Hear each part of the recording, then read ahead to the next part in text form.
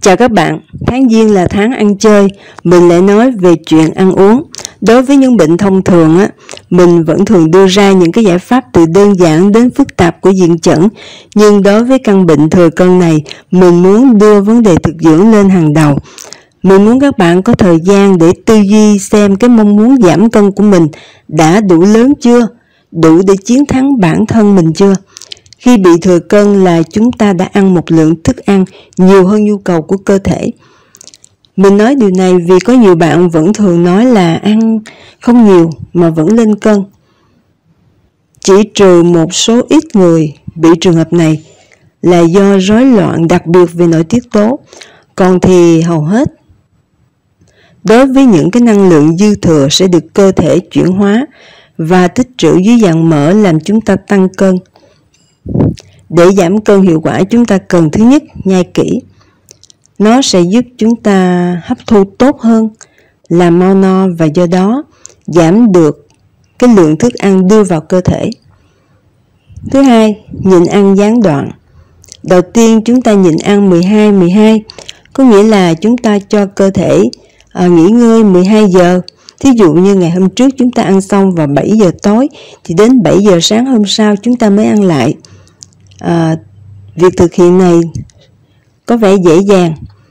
Khi đã quen rồi chúng ta sẽ nhịn ăn 16-8, có nghĩa là từ 7 giờ tối hôm trước chúng ta cho cơ thể nghỉ ngơi 16 giờ đồng hồ đến 11 giờ sáng hôm sau chúng ta hãy ăn lại. Các bạn không phải quá lo ngại vì sẽ ảnh hưởng bao tử. Cơ thể chúng ta có khả năng tự điều chỉnh. Sau một thời gian nhịn ăn, lượng glucose giảm. Lúc đó lượng glycogen dự trữ ở gan sẽ được chuyển hóa thành glucose cho hoạt động của cơ thể. Khi mà lượng glycogen dự trữ được tiêu thụ hết, thì khi đó năng lượng dự trữ dưới dạng mỡ sẽ được sử dụng.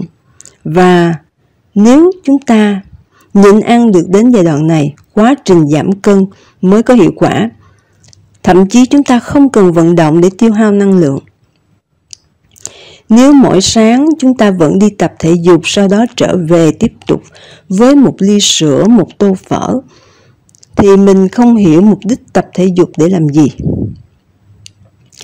Tuy nhiên, thời gian đầu, nếu các bạn chưa quen, có thể uống một ly bột sắn dây hoặc ngũ cốc vào buổi sáng.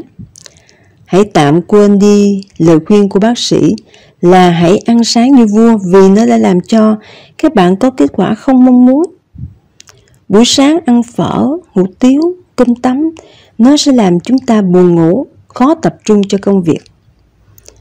Nhưng đây mình muốn chia sẻ với các bạn về cách ăn cân bằng năng lượng.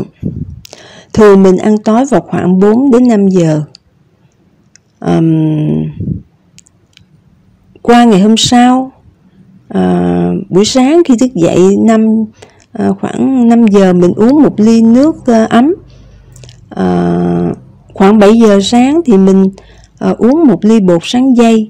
Nó sẽ tốt cho dạ dày và nó có tác dụng thải độc. Buổi sáng mình nên ăn nhẹ nhàng bằng những thức ăn có vị chua ngọt, nó sẽ tốt cho tỳ vị.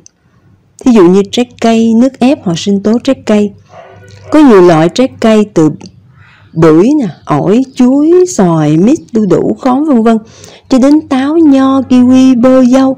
Nếu các bạn dư cân thì các bạn nên ưu tiên ăn bưởi, ổi, táo. Các bạn bị béo phì không nên ăn cam, nước dừa. Nó vốn rất âm. Nếu được thì nên bổ sung những cái loại như là gừng, nghệ, bột quế vào cái nước ép trái cây vì nó sẽ tạo ra cái sự cân bằng âm dương tốt cho cơ thể hơn. Chúng ta có thể ăn một ít xôi, bắp, khoai nếu mà các bạn cần hoạt động nhiều năng lượng. Buổi trưa ăn rau là tốt. Tốt nhất là rau sống. Vì nó sẽ còn giữ được vitamin, khoáng chất, enzyme. Ăn salad với những cái loại sốt như là sốt cà chua, hoặc một cái loại sốt hạt mè, hạt bí, hạt hạnh nhân, hạt điều, hoặc là một cái sốt mayonnaise bình thường. Tốt nhất là chúng ta hãy tự làm vì những cái sản phẩm chế biến thường nó hay có hóa chất. Có nhiều loại rau cho chúng ta lựa chọn, từ xà lách, cải xoăn, bó xôi, rau sống, rau má, ớt chuông, bông cải xanh, rồi rau mầm, bắp chuối, vân vân. Chúng ta có thể cắt nhỏ, thậm chí chúng ta ép, chúng ta xay sinh tố cho dễ hấp thu. Và khi uống, nhớ là hãy uống từ từ. Có những cái loại rau mà không ăn sống được thì chúng ta lại nấu chín, thí dụ như rau lan hay mướp, bầu bí gì đó. Chiều tối thì chúng ta nên ăn những thức ăn cay, mặn, những loại hạt, loại củ. Tinh bột, đạm thì chúng ta ăn vào buổi trưa, buổi tối. Một nguyên tắc tốt cho hấp thu là nên ăn tách biệt các thực phẩm, vì mỗi loại thực phẩm nó có một cái men tiêu hóa khác nhau. Trái cây dễ hấp thu nhất cho nên ăn trước. Nếu chúng ta ăn sau bữa ăn, nó sẽ bị ứ đọng lại và gây lên men, không tốt cho quá trình tiêu hóa. Sau đó là ăn rau. Tinh bột và đạm ăn sau. Tinh bột và đạm cũng không nên ăn chung theo thói quen của chúng ta hiện nay.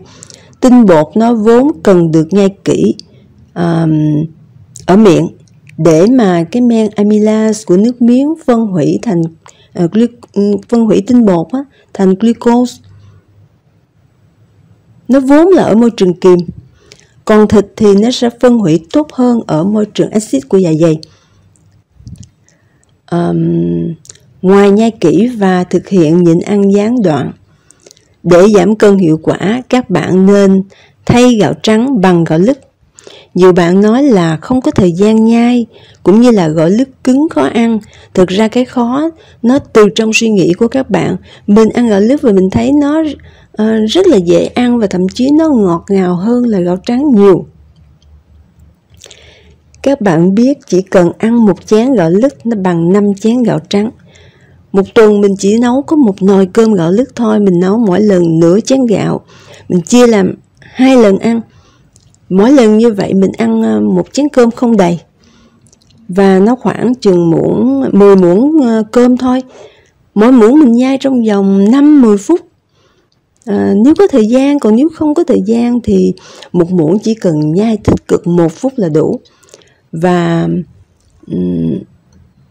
mình cũng có thể thay đổi với món phở nè, phở gạo lứt, bún gạo lứt, hoặc là bột, cháo. Chúng ta chỉ tránh ăn tinh bột trắng và chúng ta không triệt tiêu tinh bột.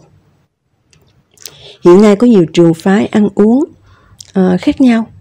Có nhiều người ăn thô là chỉ ăn toàn trái cây và rau sống, loại hoàn toàn tinh bột ra khỏi thực đơn. Ăn thực dưỡng thì ngược lại, chỉ ăn thức ăn nấu chín, không ăn trái cây, chỉ ưu tiên ăn tinh bột.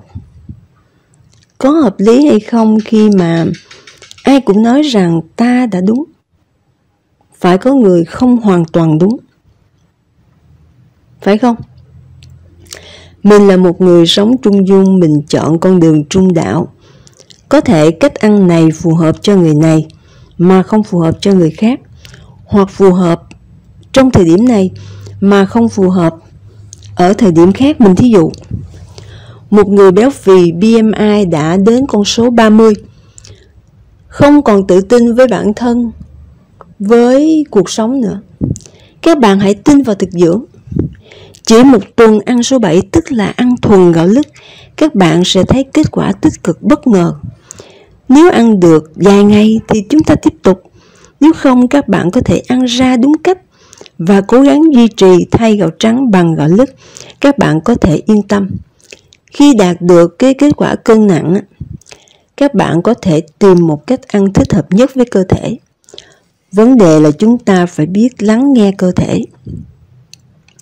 Hãy xem chúng ta ăn gạo lứt như vậy đã đủ chưa? Chúng ta cần bổ sung gì thêm? Các bạn thấy có quá khó không với những cái cách ăn mà mình đã trình bày? Mình thấy không có gì khó cả, chỉ là nó hơi khác với cái thói quen của chúng ta xưa nay, mà chúng ta hoàn toàn có thể thiết lập cho mình một thói quen mới mà. Chúng ta vẫn ăn được mọi thứ. Nếu có giảm chăng thì mình chỉ đề nghị là các bạn nên thay đạm động vật bằng đạm thực vật, hoặc là nếu có thể chúng ta ăn cá tép con thôi. Chúng ta nên hạn chế ăn thịt, ngày càng ít ăn thịt càng tốt. Và hãy nói không với bánh ngọt và nước ngọt. Mình hẹn với các bạn clip sau, mình sẽ nói về những cái cách thực hiện cụ thể bằng diện chẩn. Chào các bạn và xin cảm ơn các bạn đã lắng nghe.